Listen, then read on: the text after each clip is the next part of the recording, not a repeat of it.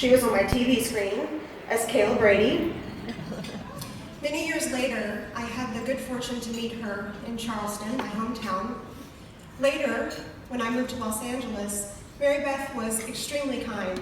She told me restaurants I should eat at. She told me a theater group I should be involved in, and she told me about CASA.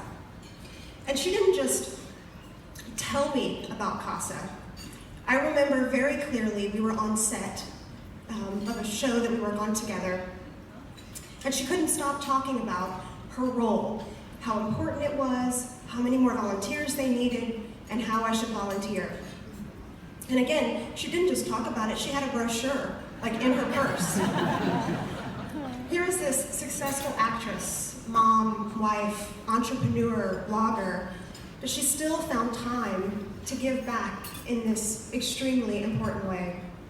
She saw a need, she said yes, knowing she'd figure it out along the way. It's that sort of attitude, that idea that she can't just read about it and care about it, but she has to do something about it, that is the essence of Mary Beth.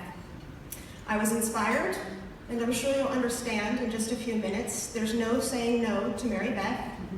So a CASA I became, and I'm very grateful to her for that. Fast forward a couple of years, and now I have the opportunity to recognize my role model and one of the best people I know, Mary Beth Evans.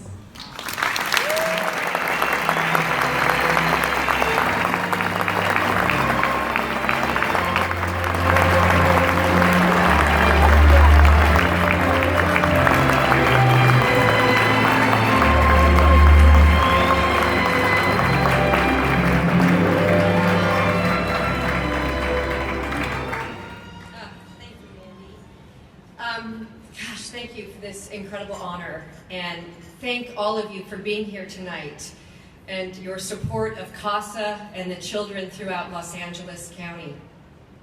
There are so many heroes in this room tonight, CASAs who have been working on behalf of children for decades.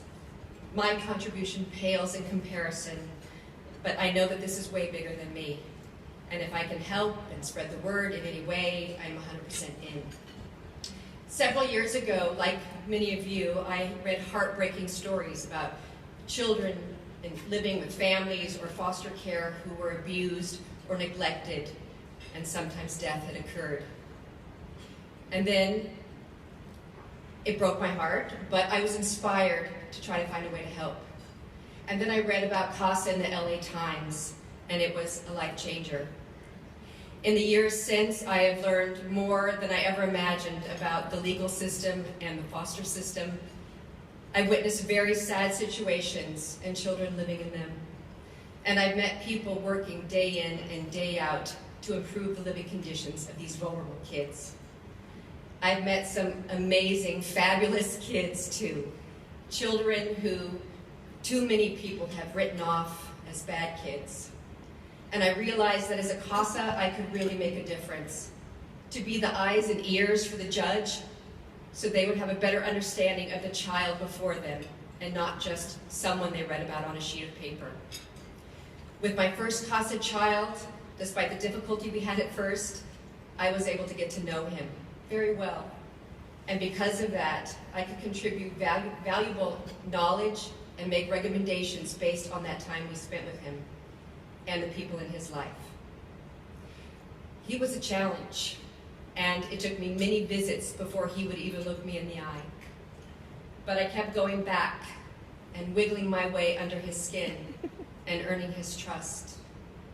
By the time his case closed, he was laughing and joking and giving me a hard time. He was a bright boy, and he just needed someone to see him, really see him, underneath his anger and false bravado. All of us need someone who has our back. A parent, a mentor, a friend. Someone who will stand up for us and be our champion. No one needs that kind of advocacy more than an abused or neglected child. Unfortunately, as many of you know in this room, the number of children in foster care outweigh the number of CASAs available to them. The other night, I was out to dinner with a couple, and I And like I always do, ask this woman what she does, and she told me all of a sudden she had free time, and I started to tell her about CASA and try to convince her that this would be a great and worthwhile way to spend that time. And then it stuck out at me that I really enjoy talking. That's actually what I'm really good at.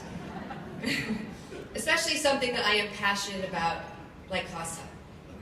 So no matter how little time I have in my day now, I always seem to find the time to talk to people about CASA. And it's amazing, really. People are always interested to hear about it, consider looking into it, but few have ever heard of it. We need to change that.